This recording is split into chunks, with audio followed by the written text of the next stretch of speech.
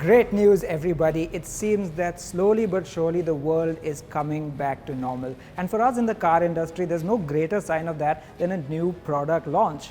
And it's even better news when that product in question is a 610 horsepower open-top supercar. This, ladies and gentlemen, is the Lamborghini Huracan Evo rear-wheel drive Spyder.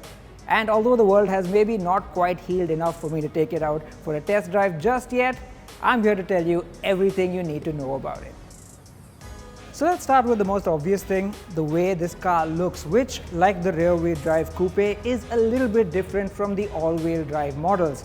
Mostly at the front, where you find that the front bumper area is a little bit more aggressive. It's a little bit simpler and there's a bit more prominence in the black splitter at the base. I personally like the way this looks better than the Evo all-wheel drive, but what do you think? Let us know down in the comments.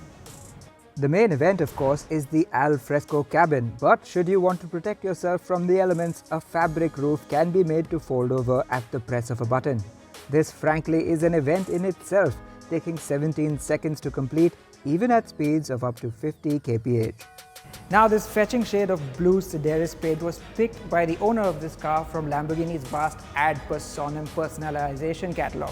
In fact, you can personalize a lot of these cars from that catalog, right from the paint to stripes to the wheels to the brake calipers and, of course, the interior. Now, the interior is perhaps where I have the least to report because honestly not much has changed. But that's no bad thing at all because it's still the same crazy focused Huracan interior we know and love. It's got your big steering wheel paddles, the Anima drive mode controls right there on the steering wheel, digital instrument cluster and the new touchscreen infotainment system that debuted with the Evo. Now, the owner of this car has specified it in a tasteful black with red stitching option. And he's also quite uniquely added the Sensonum high-end audio system to his Huracan Spyder. And now on to the price. It costs 3.54 crore rupees ex-showroom. And now to mere mortals like me and you, that might seem like a whole lot, but compared to other two-seat supercars of this caliber, it's actually very, very competitive.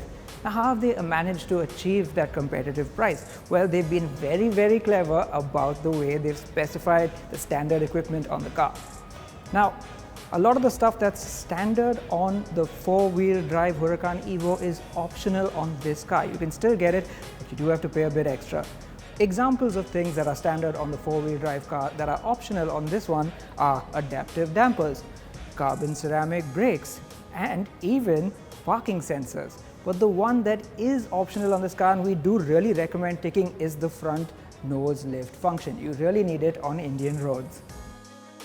And now on to the really juicy, oily bits. This car is powered, of course, by a naturally aspirated 5.2-liter V10, making 610 horsepower and 560 Newton meters of torque.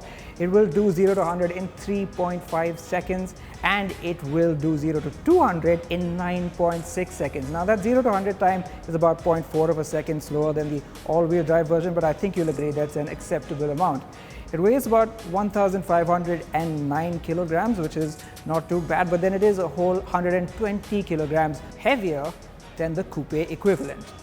Now, previously, it might have been thought that 610 horsepower was a little bit too much to force really brutally through only the rear wheels, but traction control and technology has come a long way.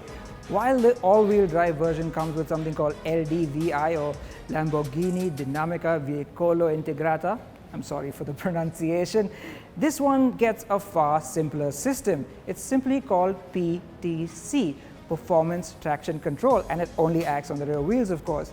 Now, it may be a simpler system, but it actually works much better than the previous rear-wheel drive Huracan. In fact, Lamborghini says it will give you 20% more traction coming out of corners than the previous rear-wheel drive Huracan, and this is the most Lamborghini thing ever. 30% more driftability. I just love it. In fact, what Lamborghini says is the Strada or Street mode on the Anima system is basically the safest one. The Corsa or Track mode is the one for setting the best lap times. And the middle one, Sport, Well, that's basically just a drift mode now.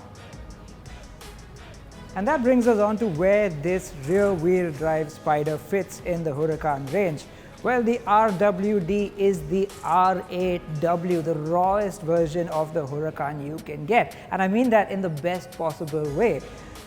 It is uncorrupted by front drive shafts and the complexity and weight that comes with them, so you get the purest driving experience possible. And because it's a Spyder, you are exposed to the elements and of course that V10 symphony just behind your head. Now, what do you think about the Huracan Evo rear-wheel drive Spyder? Do let us know down in the comments. And if you like this video, please give it a like, subscribe to the channel and share this video with your friends. And while you do that, I'm going to go talk to the people at Lamborghini and try and convince them to give me a test drive sometime soon.